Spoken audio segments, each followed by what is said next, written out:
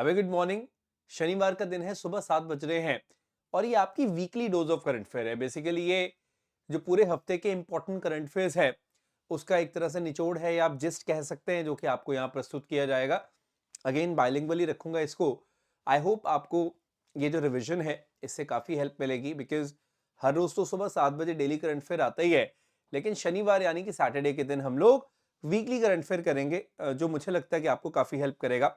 So if you find it useful, do share it with your friends. साप्ताहिक current affair जो है वो आपके समक्ष यहाँ पर रखा जाएगा। वीकली करंट अफेयर आप इसको कह सकते हैं। तो you can expect top current affairs in this. हमेशा की तरह आपको पीडीएफ मिल जाएगा आकाश देव जी के बूस्टर पे, तो उसमें कोई दिक्कत नहीं होगी। काफ़ी डिसेंट पेस पे चलेंगे हम लोग, क्योंकि सारा वो वीक का जो इंपॉर्टेंट करंट अफेयर वो आपको करवाना है। फ्लो कैसा रहेगा सेशन का मैं बता देता हूँ। पहले हम लोग करेंगे इंटरनेशनल, फिर मैं करवाऊंगा आपको नेशनल न्यूज़ हर तरह की, उसके बाद हम लोग एंड में कर लेंगे स्पोर्ट्स। तो इंटरनेशनल में हर तरह की इंटरनेशनल जो समिट्स हुई हैं या कोई कन्वेंशन हुई हैं वो कर लेंगे। नेशनल में भी हर तरह की न्यूज़, और स्पोर्ट्स में तो स्पोर्ट्स की न्यूज़ होंगी। तो दैट्स वेरी मच इट। और पीडीएफ आपको मिल जाएगा आकाश देव जी के बूस्टर टेलीग्राम चैनल पे हमेशा की तरह। और ये आप यहाँ पे इसको स्कैन कर लो या फिर आप सर्च कर लो, जैसे आपकी श्रद्धा वैसे आप कर सकते हैं। शुरू करें। तो इंटरनेशनल से मैं स्टार्ट करना चाहूँगा। देश विदेश, हम पहले मतलब विदेश की जो खबरें हैं, जो बड़े लेवल की खबरें हैं, इंटरनेशनल खबरें, उससे हम लोग स्टार्ट करेंगे। I hope that's absolutely fine. तो यार keep on sharing the session with your friends so that उनको भी हम लोग रीच कर पाए यहाँ पे, which is very much important. शुरुआत करते हैं। अब ये जो न्यूज़ है बहुत इंपॉर्टेंट न्यूज़ है। अनुसुईया सेनगुप्ता की जो न्यूज़ है, बेस्ट एक्ट्रेस का खिताब मिला इनको कांस में, जो कांस फिल्म फेस्टिवल होता है। कहाँ पे होता है? फ्रांस में। तो वहाँ पे बेस्ट अभिनेत्री का जो अवार्ड है इनको मिला है। एक मूवी थी द शेमलेस, जो बुल्गेरियन एक डायरेक्टर ने बनाई थी, कॉन्स्टेंटिन बोजनोव, और उसके बेसिस पे ही इनको ये मिला है। So that actually is a big news, ना सिर्फ अनुसुईया सेनगुप्ता के लिए बल्कि हम सबके लिए बहुत बड़ी न्यूज़ है।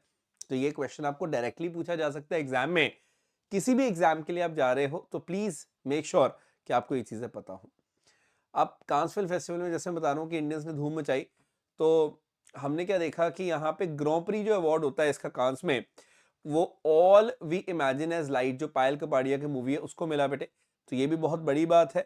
तो ग्रॉ प्री जो अवार्ड है वो यहाँ पर इनको मिला है। This is actually a very important thing. ये भी पहली बार किसी भारतीय ने जीता है ग्रॉ प्री, यानी कि ग्रैंड प्रिक्स अवार्ड जो है, ये आप यहाँ पे देख सकते हैं। Very much important this is, we have to keep this in our mind. Is that clear? So ये बस ध्यान में रखिएगा। और एक इंपॉर्टेंट चीज है, लास्ट एनएफ के अंदर भी हमने देखा, चंदना एस नायक जो एफटीआई पुणे के स्टूडेंट हैं, उन्होंने जीता है अवार्ड। हालांकि ये पहले दो ज्यादा इंपॉर्टेंट है, बेस्ट एक्ट्रेस का अवार्ड और ग्रॉ प्री अवार्ड, वो बस आप याद रख लेना। बेस्ट एक्ट्रेस जो है वो अनुसुईया सेनगुप्ता, और ग्रॉ प्री अवार्ड जो है that is Payal Kapadia, all we mean imagine as light जो है मूवी, उसके लिए इनको मिला। आगे बढ़ते हैं। अब क्योंकि हम इंटरनेशनल की बात कर रहे हैं, इंटरनेशनल न्यूज़ की बात कर रहे हैं, तो एक फोरम है, वर्ल्ड वाटर फोरम जो है, उसका जो 10th एडिशन है वो कहाँ पर हुआ है बेटे? बाली, यानी कि इंडोनेशिया। बस आप इतना याद रख लो कि वाटर फॉर शेयर्ड प्रोस्पेरिटी की थीम के साथ इन्होंने ये किया है। Very important this is. तो 10वीं जो विश्व जल फोरम है या फिर 10th वर्ल्ड वाटर फोरम जो है, इसको कहाँ पर हमने देखा होते हुए? बाली, यानी कि इंडोनेशिया में हमने होते हुए देखा। So I think it's absolutely fine. Indonesia की कैपिटल क्या है? अगर आप बता सकें तो प्लीज मुझे कमेंट करके बताइएगा। Let's see how many you can tell. और इस क्वेश्चन में थोड़ा ट्विस्ट डालता हूं मैं। जो प्रेजेंट कैपिटल है उसका नाम तो आप बताओगे, कुछ बोनस मार्क्स के लिए अगर आप बता पाओ कि इंडोनेशिया की जो नई कैपिटल होने वाली है कुछ साल बाद, उसका अगर आप नाम बता पाओ तो it will be amazing. And I will try to feature your answers in the next session. आगे आने वाले सेशन में आपका आंसर को फीचर किया जाएगा। सॉर्टेड? तो ये समझ आ गया आपको। और इतना मैं आपको बता दूं कि अभी जो नए प्रेसिडेंट होने वाले हैं जोको विदोडो के बाद, he is going to be Prabowo Subianto. ये अक्टूबर से अपने पोजीशन को ज्वाइन करेंगे। अभी तो जोको विदोदो ही है, लेकिन अभी will have very soon Prabowo Subianto. तो ये थोड़ा सा ध्यान में रखना, इंडोनेशिया की यहाँ पर बात हो रही है। नेक्स्ट एक बहुत इंटरेस्टिंग चीज हमने देखी, अभी डिप्लोमेटिक कॉन्फ्रेंस हुई on genetic resources and associated traditional knowledge बेटे। तो आप ये ध्यान में रखिएगा कि वीपो यानी कि वर्ल्ड इंटेलेक्चुअल प्रॉपर्टी ऑर्गेनाइजेशन जो है, इनकी एक ट्रीटी है, treaty on intellectual property, genetic resource and traditional knowledge. तो आपको ये मैं बताना चाहूंगा वीपो के हेडक्वार्टर्स का जिनीवा में है, ये आपको बेसिक एक आइडिया है ही है। तो यहाँ पे किन चीज़ों की बात हो रही है इसके बेसिस पे, यहाँ पे हमने बात की जेनेटिक रिसोर्सेज की, जो हम जीआर की बात करते हैं, एटीके होती है एबोरिजिनल ट्रेडिशनल नॉलेज। तो कुल मिला के जो कम्युनिटी की नॉलेज होती है, जो हम कहते हैं लोकल लेवल लेवल पे मेडिसिन होती हैं या लोकल लेवल पे कोई अलग अलग तरह के इलाज होते हैं, उसके साथ ये चीज़ एसोसिएट करती है। तो बस ये ध्यान में रखेगा, और वीपो ही इस चीज़ को देखती है। तो जो ट्रीटी और इंटेलेक्चुअल प्रॉपर्टी है, जेनेटिक रिसोर्स है, ट्रेडिशनल नॉलेज है, ये कौन इसके साथ एसोसिएट करता है, वीपो इसके साथ एसोसिएट करती है। ये बस आप ध्यान में रखिएगा। क्लियर? मूविंग अहेड, रिलायंस की एक बहुत बड़ी डील देखने को मिली हमें। रिलायंस ने रोजनेफ्ट जो रशियन कंपनी है ऑयल की, उसके साथ डील की रूबल पेमेंट्स में, मतलब ये तेल जो भी लिया जाएगा उनसे क्रूड ऑयल लिया जाएगा, क्योंकि रिलायंस क्या करता है, क्रूड ऑयल लेके रिफाइन करके पेट्रोलियम प्रोडक्ट बेचता है मार्केट में। तो क्रूड ऑयल लिया जाएगा, लेकिन यहाँ पे भुगतान जो है, जो पेमेंट्स हैं, they will be done in rouble. Rouble मतलब रशियन करेंसी है ये, तो ये अब ध्यान में रखना। और मतलब कुल मिला के ये इसलिए किया जा रहा है ताकि हमें सही दाम के ऊपर, सही प्राइस के ऊपर तेल मिल सके आने वाले कुछ सालों में, जो अनसर्टेनिटी से भरे हो सकते हैं। ये बस आप ध्यान में रखिएगा। और बहुत बड़ी अमाउंट में, मतलब 3 मिलियन बैरल पर मंथ हम लोग लेंगे रशियन रूबल्स में, उनको पे करेंगे। ये यहाँ पर हुई है डील। तो भारत की तरफ से कौन सी कंपनी है, रिलायंस, और उधर से कौन सी कंपनी है, रोजनेफ्ट। तो ये क्वेश्चन आपको आ सकता है, इसलिए मुझे लगा ये हम डिस्कस कर लें। अब क्योंकि समिट्स की बात मैंने की ही है, तो एक बहुत इंपॉर्टेंट समिट हमें देखने को मिली, काजा समिट। बेटे कहाँ पे हुई, जाम्बिया यानी कि अफ्रीका में। ठीक है जी, अफ्रीकन कॉन्टिनेंट में कंट्री है जाम्बिया। अब सवाल आता है जी, काजा यहाँ पर क्या है, what exactly is KAZA meaning. KAZA का यहाँ पर मतलब बेटे Kavango Zambezi trans frontier area जो है। तो कवांजा जम्बेजी तो काजा हो गया, ट्रांस फ्रंटियर कंजर्वेशन एरिया हो गया, टीएफसीए। ये आप थोड़ा सा ध्यान से देख सकते हैं यहाँ पे, this is the map of Africa. अगर इसको थोड़ा सा मैं आपको जूम कर दूं, ये तो आप यहाँ कौन सी कंट्रीज देख पा रहे हैं, 5 कंट्रीज दिख रही हैं आपको। वो है अंगोला है, नामीबिया है, बोट्सवाना है, जिम्बाब्वे है और जाम्बिया है। तो बस यही कंट्रीज मान लो, इनका जो बॉर्डर एरिया है वो बहुत इकोलॉजिकली रिच एरिया है। यहाँ पे बहुत सारे प्लांट्स हैं, एनिमल्स हैं, स्पेशली एलिफेंट्स बहुत हैं। तो इसी एरिया की यहाँ पर बात हो रही है, ये बस आप ध्यान में रखें। तो ये आपको मैं फिर से दिखा रहा हूँ, these are the 5 countries I am basically talking about. मैं थोड़ा सा I will be going off the screen, वैसे मैंने आपको ये डेली करंट अफेयर में करवाया था, but still you can have a look. ठीक है, तो बस ये ध्यान में रखो, ये 5 कंट्रीज है, Angola, Botswana, Namibia, Zambia, Zimbabwe. ये अभी 31 तारीख तक इनकी पूरी मीटिंग चली, ये समिट चली, और इसी एरिया को कंजर्व करने की यहाँ पर बात हो रही है। तो इसको होस्ट किसने किया, जाम्बिया ने किया। तो ये पांचों कंट्री में से कोई भी 4 ऑप्शन आपको दे देगा, यू शुड नो। होस्ट करने वाली कंट्री जाम्बिया है, और इसके नेचुरल रिसोर्सेज को ये बचाना चाहते हैं। एक्चुअली 2011 में काजा ट्रीटी भी हुई थी, और वो भी इसी एरिया को मतलब यहाँ पे इसकी इकोनॉमी को बूस्ट करने के लिए और एनवायरनमेंट को प्रोटेक्ट करने के लिए थी। This is one thing you have to understand. Clear? अब काजा टीएफसी कभी भी आएगा तो आपको पता है कि what exactly is Kaza TFC all about, ये आप मैप याद रख लें। मूविंग अहेड, हम लोग बेटे बात करते हैं अब, क्योंकि इस एरिया की बात हुई है तो मैं यहीं से एक और इंटरनेशनल न्यूज़ लेकर आ रहा हूँ। जिम्बाब्वे ने एक और करेंसी, मतलब उनकी छठी करेंसी पिछले 15 साल में, देश के अंदर थोड़ी स्टेबिलिटी लाने के लिए, जिसको बोला गया जिग, यानी कि जिम्बाब्वे गोल्ड। तो ये नाम की वैसे तो गोल्ड करेंसी है, गोल्ड नहीं है, बट एनीवेज, तो जिम्बाब्वे गोल्ड जो है, अपनी इकोनॉमी को पुश करने के लिए, ट्रैक पे लाने के लिए, Zimbabwe has come up with Zimbabwe gold as their currency. ये बस आप ध्यान में रखेगा। और मतलब कुल मिला के बात फिर से वही आती है कि क्योंकि यहाँ पे बहुत इन्फ्लेशन है। ये नोट देखो, जैसे ये मतलब 250 मिलियन डॉलर्स का नोट है, 1 बिलियन डॉलर्स का नोट है, 100 ट्रिलियन डॉलर्स का नोट है। इतना बड़ा अमाउंट तो हम सोचते भी नहीं है, वो जिम्बाब्वे की करेंसी में बिकता है, मतलब वो नोट छपता है इनका। तो यहीं से क्या पता चलता है, हाइपर हाइपर हाइपर इन्फ्लेशन हमें पता चलती है। इसी को काउंटर करने के लिए इन्होंने जिग जो है उसको लाने का प्लान किया, बट अगेन ऐसा माना जा रहा है कि ये भी शायद सक्सेस ना हो पाए। क्लियर? तो मतलब मेनली लोगों का ट्रस्ट नहीं है, और ऑलरेडी जिग की मार्केट जो प्राइस है वो गिरने लगी है। लोग यूएस डॉलर को ज़्यादा सिक्योर मानते हैं, उसमें ट्रेड करना चाहते हैं, ये सब चीज़ें हैं। तो जो लोग भी यूएस डॉलर का ट्रेड कर रहे थे जिम्बाब्वे में, उनको उठा के जेल में डाला गया जिम्बाब्वे के द्वारा। काफ़ी प्रॉब्लम्स हैं जिम्बाब्वे में। एनीवेज, अब हम बात करते हैं बेटे, एक बहुत इंपॉर्टेंट न्यूज़ थी रिसेंटली हमने देखी। India is now the chair of Colombo process. Colombo process जिसको 2003 में स्टार्ट किया गया था, उसकी चेयरमैनशिप भारत के पास आ गई है। नाउ द पॉइंट इज कि what exactly is this thing all about. ये है क्या? ये एक रीजनल कंसल्टेटिव प्रोसेस है, आपस में कंसल्टेशन का प्रोसेस है, और इसमें कुछ 11 कंट्रीज हैं, जैसे Afghanistan, Bangladesh, China, India, Indonesia, Vietnam, Thailand, Sri Lanka, Philippines, Pakistan और नेपाल। अब ये वो कंट्रीज हैं जिनसे आप देखोगे बहुत सारे माइग्रेंट जो है वो मतलब जाते हैं अलग अलग जॉब्स करने के लिए, स्पेशली मिडिल ईस्ट या बाकी कंट्रीज में। तो उन्हीं की मोबिलिटी, जो लेबर मोबिलिटी है और बाकी जो इंटरेस्ट हैं, उनको सेफ एंड सिक्योर करने के लिए हमने देखा कोलंबो प्रोसेस का शुरुआत की गई थी, स्टार्ट की गई थी 2003 में। तो ये क्वेश्चन आ सकता है कोलंबो प्रोसेस किस चीज से जुड़ा है, ये आपको ध्यान में रखना है। और ये जो 11 देश है इनकी हम लोग यहाँ बात करते हैं कोलंबो प्रोसेस के साथ जुड़े हुए, जिसमें भारत भी एक देश है और 2003 में स्थापित हुआ था। बस ये कुछ पॉइंट्स आपको यहाँ पता होने चाहिए, that is going to be important. Easy, आगे बढ़ते हैं। अब नेटो की कुछ कंट्रीज ने बोला कि हम रशिया के खिलाफ ड्रोन वॉल बनाएंगे। अब ड्रोन वॉल मतलब ऐसा नहीं कि फिजिकल वॉल, इसका मतलब है कि ये कुछ ऐसे एयर डिफेंस सिस्टम्स लगाएंगे ताकि रशिया की तरफ से कोई भी पॉसिबल अटैक अगर है तो उसको न्यूट्रलाइज किया जा सके। कौन सी कंट्रीज होंगी? स्वाभाविक सी बात है, वो नेटो की कंट्रीज जो कि रशिया से बॉर्डर रख रही हैं। वो कौन सी होंगी? जैसे यहाँ पे Norway, Finland, Estonia, Latvia, Lithuania. Belarus तो रशिया का फ्रेंड है तो ये नहीं होगा, ये नेटो में भी नहीं है। Then we can have Poland, है ना? तो आप ये मान के चले ये सब कंट्रीज की हम बात कर रही है, तो मतलब हमें एटलीस्ट एक आइडिया तो हो कि किन कंट्रीज की यहाँ पर बात करें। 6 कंट्रीज हैं, तो आप देखो यहाँ पे 6 होगी पूरी की नहीं हुई। मैं फिर से बता रहा हूँ आपको, ये देखो, ये Norway, then we have got Finland, then got Estonia, Latvia, Lithuania 5, और छठी पोलैंड। सो ये आपने 6 कंट्रीज याद रखनी है। ये है ड्रोन वॉल में जो कि मतलब फोकस कर रही हैं कि we have to make a drone wall against Russia.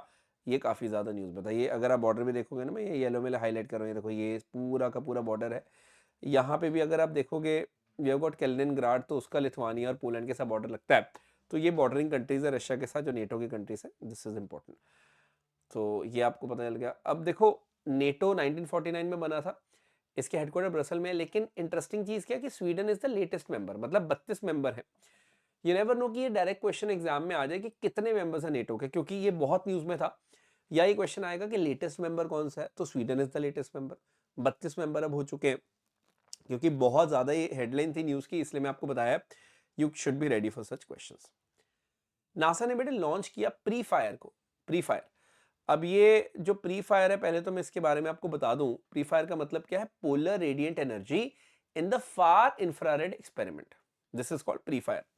Now you got to understand one thing, it is to monitor what, it is to monitor and mitigate the climate change. Climate change को खत्म करने का तो नहीं बोलूंगा, मतलब control करना, उससे कॉम्बैट करने के लिए बहुत इंपॉर्टेंट चीज है।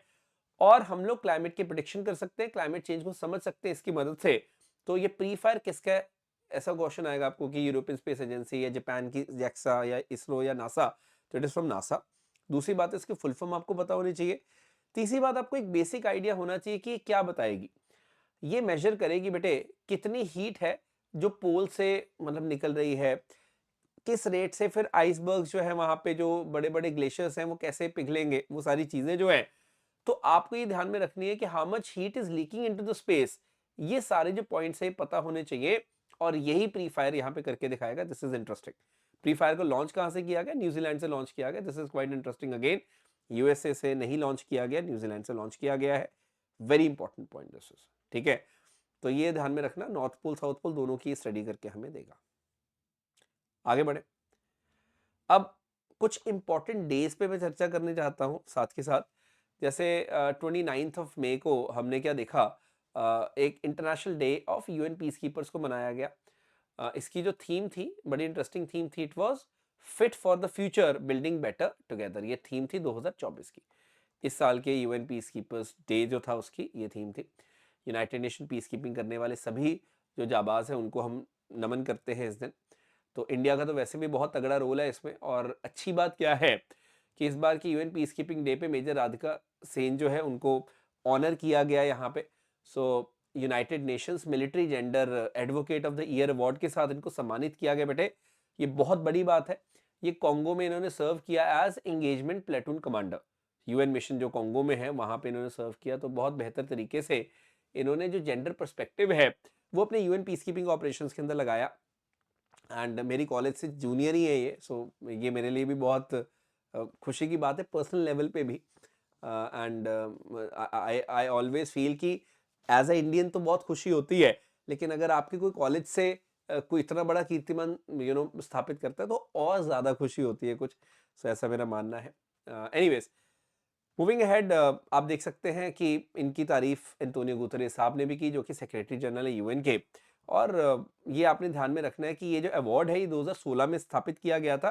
पीस कीपिंग एक्टिविटीज में जेंडर का पर्सपेक्टिव डालते हो तो ये मिलता है।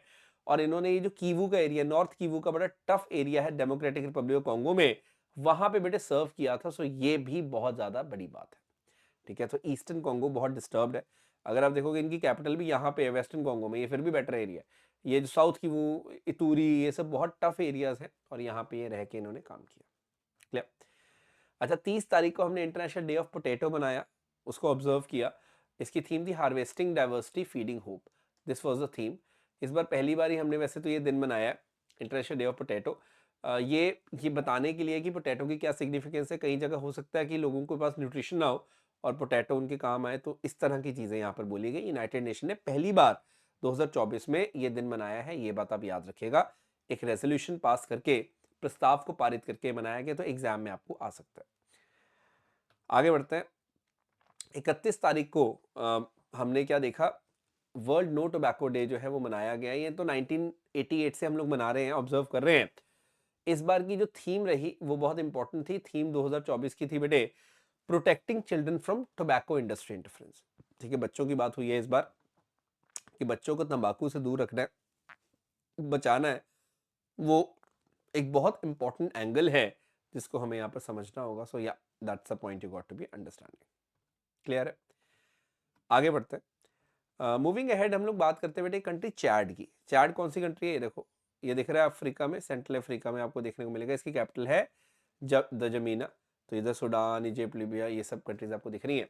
इसके प्रेसिडेंट तो तख्ता पलट करके आए थे मोहम्मद देबी, लेकिन अभी रिसेंटली इसके प्राइम मिनिस्टर, जो प्रेसिडेंट ने ही इन प्राइम मिनिस्टर को बनाया है, Allamaye Halina. So Allamaye Halina is the prime minister of Chad. अब मुझे नहीं लगता कि एग्जाम में डायरेक्टली क्वेश्चन आएगा, बट क्योंकि न्यूज में बने हुए थे काफी, तो you should have a basic idea about that. Chad के इधर देखो सूडान का भी बॉर्डर है, देन इधर लीबिया है, then you got Niger, then यहाँ पे नाइजीरिया है, then Cameroon, Central African Republic. तो ये सब आपको पता होना चाहिए, बेसिक आइडिया आपको होना चाहिए कि चैड कंट्री वैसे तो लैंडलॉक कंट्री है, काफ़ी पॉलिटिकली वल्नरेबल कंट्री है।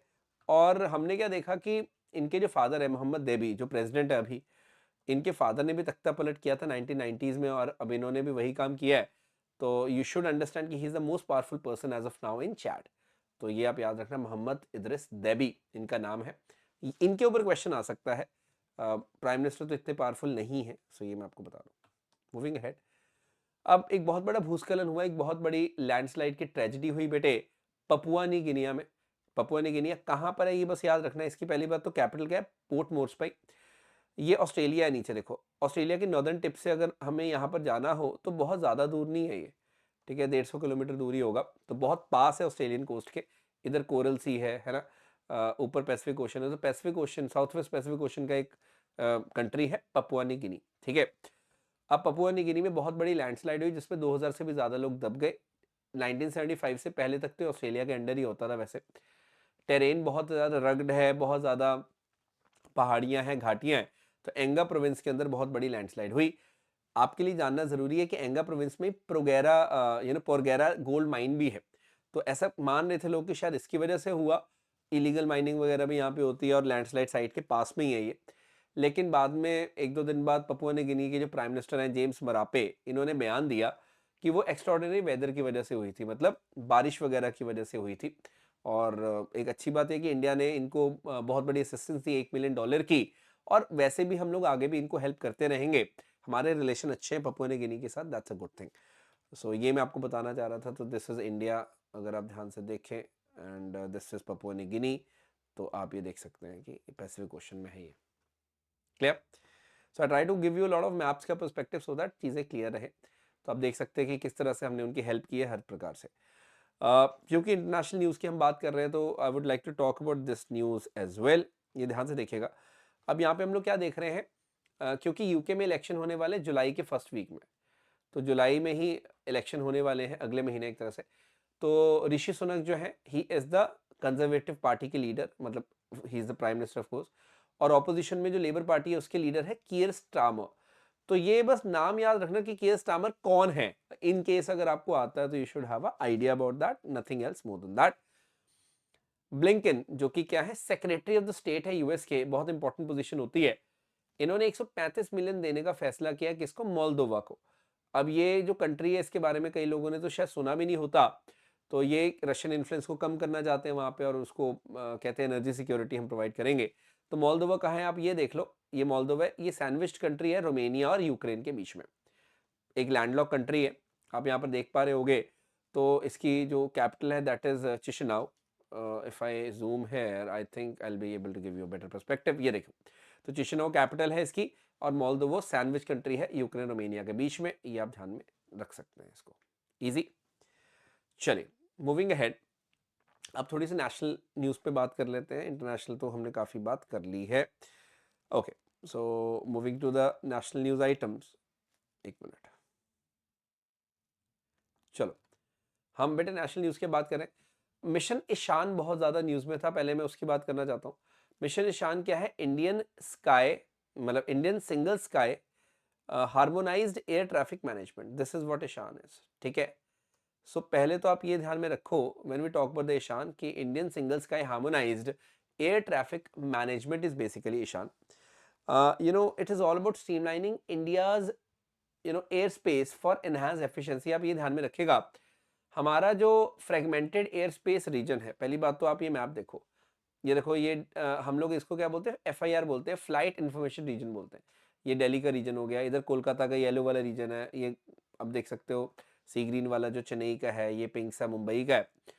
तो हमारे पास 4 मेन एफआईआर्स है, इसी में पूरा ये एयर स्पेस आ जाता है ना। फिर नीचे तो कोलंबो का आ जाएगा, वो श्रीलंका का, इधर जकार्ता वगैरह है। So what is more important is कि हम लोग क्या करना चाहते हैं इसको हार्मोनाइजेशन, जैसे पाकिस्तान में लाहौर है, ऊपर नीचे कराची है, उधर काबुल का ही है पूरा अफगानिस्तान का, नेपाल वाला काठमांडू है, ऐसे करके हमने ना डिवाइड किए हुए। तो ये रफ एक आइडिया दे रहा हूं मैं। तो मेरे कहने का मतलब है कि फ्रेगमेंटेड सिस्टम को हम क्या करना चाहते हैं, इंटीग्रेशन करना चाहते हैं इसकी, इसी के ऊपर मिशन ईशान है। तो पहली बात तो आपको ईशान का मतलब पता चला, फुल फॉर्म, और ये क्या करना चाहते हैं ये आपको समझ में आया। तो प्लेन जब भी उड़ते हैं ना, तो ये लोग क्या होते हैं, नोटम्स होते हैं इनके। तो व्हाट दे डू इज कि एक वो जो एफआईआर है उससे दूसरे एफआईआर में जाते रहते हैं ये। तो मतलब हम लोग क्या करना चाहते हैं, एक नागपुर में unified Indian single sky harmonised जो एयर ट्रैफिक मैनेजमेंट है वो करना चाहते हैं, और we are planning to merge all the 4 into 1 at Nagpur. ये बहुत बड़ी बात होने वाली है, इंडियन एयरफोर्स से हमने इंस्पिरेशन ली है इस चीज को लेकर, तो ये काफी इंटरेस्टिंग है, ये आप ध्यान में रखेगा। क्लियर। सो आगे बढ़ते हैं, यहाँ पे आपको एक बहुत इंपॉर्टेंट न्यूज में बता रहा हूँ। हम एनडीए की बात करते हैं, national defence academy Khadakwasla, Maharashtra. तो इसके जो कमांडेंट साहब हैं वो है vice admiral Gurcharan Singh. So he is the new commandant of NDA, बस ये ध्यान में रखिएगा, काफी इंपॉर्टेंट है। आगे बात करते हैं, मैं बात करने वाला हूं बेटे साइक्लोन रेमल की। तो रेमल क्या है, एक साइक्लोन है, आपको यहाँ पे देखने को मिल रहा होगा। अभी ये बे ऑफ बंगाल से मतलब ना सिर्फ कोलकाता की तरफ आया, फिर आगे भी निकल गया, बांग्लादेश में बहुत डैमेज की इसने, ठीक है। We saw in the areas of, जो हम आगे नॉर्थ ईस्ट की बात करते हैं वहां तक पहुंचा विंड्स। तो रेमल हमने कहाँ देखा बेटे, बे ऑफ बंगाल में देखा, ये आप याद रखेगा। ऑनरेबल प्राइम मिनिस्टर ने भी इसके लिए बहुत प्रिपेयर्डनेस की थी, it was a very tough cyclone basically. और ये बस आप ध्यान में रखिएगा साइक्लोन रेमल कहाँ पर आया है, दिस इज इम्पोर्टेंट। अब मैं माउंट एवरेस्ट की जो क्लाइंबिंग है उसके बारे में कुछ बात करने वाला हूँ, that is certainly very much important, ये आप ध्यान से देखिएगा। So when you talk about the mount Everest, देखिए तो उसको क्लाइंब करना कोई आसान बात तो है नहीं। ज्योति रात्रे जो है, she is now the India's oldest women to climb Mount Everest. तो पहले तो इनको शत शत प्रणाम है जी हम सबकी तरफ से। 55 साल की उम्र में इन्होंने ये रिमार्केबल फीट जो है इसको हासिल किया है। तो ज्योति रात्रे ये जो नाम है ये आपको याद हो जाना चाहिए, वेरी इंपॉर्टेंट दिस इज। इनसे पहले 2018 की बात है, जब संगीता बहल ने क्लाइम किया था, तो 53 की एज में, मतलब she became the oldest women at that time. लेकिन अब इनका जो रिकॉर्ड था 53 इयर्स की एज में क्लाइम करने का, वो ज्योति रात्रे ने 55 इयर्स की एज में क्लाइम करके तोड़ दिया है। ये दोनों नाम याद रखना, कंफ्यूज मत होना। अभी जो रिकॉर्ड है वो किसके नाम हो गया, ज्योति रात्रे के नाम हो गया है, सबसे उम्र दराज महिला जिसने माउंट एवरेस्ट को कॉन्कर किया। इजी। अब क्योंकि बात हुई है माउंटेनियरिंग की, तो एक और अचीवमेंट मैं बताना चाहूँगा, इसी हफ्ते न्यूज़ में था। सत्यदीप गुप्ता, ये इंडियन माउंटेनियर है। इन्होंने डबल डुअल एक्सेंट जो है वो किया है, ये मैं बताता हूँ कैसे। हम लोग बात करते हैं बेटे माउंट एवरेस्ट की, ये माउंट एवरेस्ट हो गया, ये हो गया माउंट लोत्से। तो दोनों बहुत हाई पीक्स है, पहली बात तो मैं आपको बता दूं, ये एवरेस्ट हो गया और ये लोत्से 8516 मीटर हाइट है इसकी, बहुत ज़्यादा है। तो ये जो पीक्स है नियर बाय है वैसे तो हमें ये पता होना चाहिए कि इन दोनों को इन्होंने क्लाइंब किया है, और मतलब 12 घंटे से भी कम टाइम में। So is the first Indian to traverse the two peaks in less than 12 hours. ये बहुत बड़ा फीट है वैसे, मैं लेट मी टेल यू, ये आसान नहीं है। तो माउंट एवरेस्ट और माउंट लोत्से तो twice in a single season करना अपने आप में बहुत बड़ी बात है। तो Satyadeep Gupta has achieve that, and that is historic. ये मतलब बहुत बड़ा कीर्तिमान है जो स्थापित इन्होंने किया है। बस याद रखना, क्वेश्चन इससे ऐसे बन सकता है कि सत्यदीप गुप्ता किस फील्ड के साथ एसोसिएट करते हैं, bike racing, mountaineering, squash, table tennis, ऐसे वो क्वेश्चन आएगा, तो ध्यान में रखिएगा। अब हम बात करते हैं बेटे प्रगति की। प्रगति का मतलब क्या हो गया? Pharma research in Ayurgyan and techno innovation, ये हो गया प्रगति। तो हमने क्या देखा, 28 तारीख को ये प्रगति जो है पूरा इसको होस्ट किया गया। बेसिकली क्या फोकस है, आयुर्वेदा और जो ड्रग इंडस्ट्री है उसके बीच की कोलैबोरेशन की हम लोग बात करते हैं, कैसे सिंक्रोनाइजेशन बिठाई जा सकती है उसकी बात होती है। प्रगति किसने करवाया? सीसीआरएएस, मतलब central council for research in Ayurvedic science जो है, उसने इसको कंडक्ट करवाया दिल्ली में बहुत बढ़िया तरीके से। तो ये होना भी चाहिए। आयुर्वेदा के अंदर क्या ड्रग स्टैंडर्डाइजेशन है, उन चीज़ों को लेकर बहुत ज़्यादा अवेयरनेस जो है वो नहीं है। So we need to have that as well. तो उसी से ये रिलेट करता है। क्लियर? डीआरडीओ के chairperson Samir V Kamat retire होने वाले थे बेसिकली, अभी तक तो इन्हें रिटायर हो जाना था। कल रिटायरमेंट थी इनकी, लेकिन इनकी 1 साल की एक्सटेंशन इनको मिल गई है। 31 मई 2025 तक he is going to be the chairman of DRDO. तो 1 साल तक ये चेयरपर्सन रहने वाले हैं। क्योंकि एक्सटेंशन मिला है इसलिए इनका एग्जाम में आ सकता है कि defence research and development organisation के चेयरपर्सन कौन है। So you should be in a position to answer that question in case this is asked. एक और बड़ी इंटरेस्टिंग एक्सटेंशन मिली। उससे पहले मैं ये बता दूं आपको, डीआरडीओ का बेटे मोटो याद रखना, strengths origin is in science, बलस्य मूलम विज्ञानम। ये बहुत इंपॉर्टेंट है, वेरी इंपॉर्टेंट। दिस इज, कभी भी क्वेश्चन आ सकता है इसका, तो ये आपने ध्यान में रखना है। दूसरी बात ये है कि army chief general Manoj Pande जो हैं, इनको 1 साल का तो नहीं लेकिन 1 महीने का एक्सटेंशन मिला है। तो जून 30 तक का इनको एक्सटेंशन मिला। इन्होंने भी 31 मई को रिटायर होना था, लेकिन 30 जून को अब ये रिटायर हो रहे हैं। So that again is a very very big news. ठीक है, तो अभी अभी इन्होंने भी रिटायर हो जाना था, लेकिन क्योंकि अब वही बात है, इलेक्शन सिर पे है, तो इतना बड़ा एक जो चेंज आता है तो उसको मेरे ख्याल से वो किया गया है, अपॉइंटमेंट कमेटी जो कैबिनेट है उसके द्वारा। वाइस चीफ कौन है वैसे आर्मी का, मैं बताना चाहूंगा, lieutenant general Upendra Dwivedi is the present vice chief of Indian army. ठीक है, तो ये थोड़ा सा ध्यान में रखना। एनीवेज, एक स्टार्टअप है जो बहुत ज़्यादा सुर्खियां बटोर रहा था, उसके बारे में बात करना चाहूँगा। अग्निकुल कॉस्मोस की यहाँ पे हम बात करते हैं। एक कंपनी 2017 में फाउंड की गई, स्टार्ट की गई। आईआईटी मद्रास ने इसको हेल्प की, इंक्यूबेट किया इंक्यूबेशन सेल में, और फाइनली इसने क्या बनाया, क्या लॉन्च किया अभी रिसेंटली, अग्निकुल कॉस्मोस, मतलब सॉरी, इन्होंने लॉन्च किया अग्निबाण सॉर्टेड। तो ये रॉकेट पे आपको दिख रहा होगा अग्निबाण सॉर्टेड, ये ऊपर भी लिखा हुआ है ना अग्निबाण सॉर्टेड, ये इनका देखो लोगो है कंपनी का, दिख रहा है। सो अग्निबाण सॉर्टेड जो है, सॉर्टेड का मतलब क्या होता है, sub orbital technology demonstrator, demonstrator मतलब डेमो। तो हमने क्या देखा, ये basically small lift launch vehicle है बेटे, छोटी सैटेलाइट को कम हाइट पे पहुंचाने का काम करेगा। प्राइवेट लॉन्च पैड जो श्रीहरिकोटा में है वहां से इसको लॉन्च किया गया। और खास बात क्या है इसमें, खास बात ये है कि सेमी क्रायोजेनिक इंजन जो इसका एग्निलेट है उसको बेटे 3D से बनाया गया है। लेकिन this is the world's first single piece में, मैं फिर से यहाँ पे मेंशन करना चाहूंगा, सिंगल पीस में 3D प्रिंट होने वाला पहला इंजन है। नॉर्मली क्या होता है, हम इंजन के कंपोनेंट्स बनाते हैं, उसके बाद फिर उनको असेंबल किया जाता है, लेकिन यहाँ पे वो चीज़ नहीं हुई है।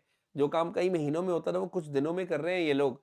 तो सेमी क्रायोजेनिक इंजन जो है उसको सिंगल पीस में इन्होंने प्रिंट किया 3D प्रिंटिंग से। तो ये बहुत बड़ी बात है, और इसीलिए इनको इसरो और ऑनरेबल प्राइम मिनिस्टर दोनों ने बधाई दी है। ये बात आप याद रखिएगा कि world first single piece 3D printed semi cryogenic engine जो है वो इन्होंने सबके समक्ष रखा। दैट इज एक्चुअली ग्रेट, और ये आगे जाके हर तरह से इंडिया को हेल्प करेगा। समझ आया? तो ये आप ध्यान में रखना कि अग्निमान सॉर्टेड एक लॉन्च व्हीकल है जिसको अग्निकुल कॉस्मोस लेकर आया। 1 केजी गोल्ड जो है उसको यूके के वॉल्ट से फाइनली इंडिया लाया गया, ये बहुत इंपॉर्टेंट है। मैं आपको पहले बता दूं कि अगर हम टोटल फिजिकल होल्डिंग की बात करें तो 822 टन आरबीआई ने बोला था इस साल के स्टार्टिंग में, फाइनेंशियल ईयर के स्टार्टिंग में। उसमें से 308 टन तो इंडिया में है, लेकिन ये जो एसेट्स ऑफ बैंकिंग डिपार्टमेंट है बेटे 514 टन के, इसमें हमने क्या देखा, इन 514 टन में से 100 टन तो इंडिया में है, लेकिन लगभग 414 टन जो है बेटे वो कहां पर है, वो आउटसाइड इंडिया है। ठीक है, वो आउटसाइड रखा गया है इंडिया से, तो ये पॉइंट बहुत इंपॉर्टेंट है आपके लिए ध्यान में रखना। तो लगभग 414 टन जो है लगभग वो इंडिया से बाहर है। So you have to understand. तो बहुत सारी कंट्रीज है जो बैंक ऑफ इंग्लैंड के वॉल्ट में रखती है सेफ्टी के पर्पज से, लेकिन आपको उसकी फीस देनी पड़ती है। तो क्योंकि हम लोग अपना 100 टन गोल्ड भारत लेकर आए हैं, तो इससे क्या होगा, हमारी वो फीस जो है वो बचेगी। That's a very important thing. और दूसरी बात है, दुनिया को एक मैसेज भी जाता है कि हम लोग अपना गोल्ड खुद से सेफली रख सकते हैं। That is also a point. Easy. Bharat ने बेटे सक्सेसफुल टेस्ट किया रुद्रम 2 एंटी रेडिएशन मिसाइल की, बहुत बड़ी बात है ये। तो यहाँ पे रुद्रम, क्या मैं बोलूं, रुद्रा M2 आप बोल सकते हो, मार्क 2 बोल सकते हो, एक सुपीरियर वर्जन है। It was fired from Sukhoi, जो एयरक्राफ्ट है उड़ीसा के पास, हमने देखा इसको किया गया। और सीड मिशन की हम जब बात करते हैं, suppression of enemy air defences की हम बात करते हैं, उसमें ये बहुत ज्यादा केपेबल रहेगा। और सबसे अच्छी बात क्या है कि एयर टू सरफेस का जो रोल है, जो हम एनिमी के एसेट्स की हम बात करते हैं उसको खत्म करने में, वो भी बहुत ज्यादा ये कर पाएगी काम। तो ये आप ध्यान में रखिएगा, क्योंकि हम क्या करते हैं, एनिमी के एयर डिफेंस को खत्म करते हैं। मतलब एनिमी ने जो जो भी सिस्टम लगाया होगा हमारे एयरक्राफ्ट को डाउन करने के लिए जमीन पे, उसको हम लोग खत्म करेंगे इससे। ये होता है basically important. So we have to understand this thing. तो तभी हम लोग सीड मिशंस की यहाँ पर बात कर रहे हैं, जो कि यहाँ पे लिखा है। क्लियर।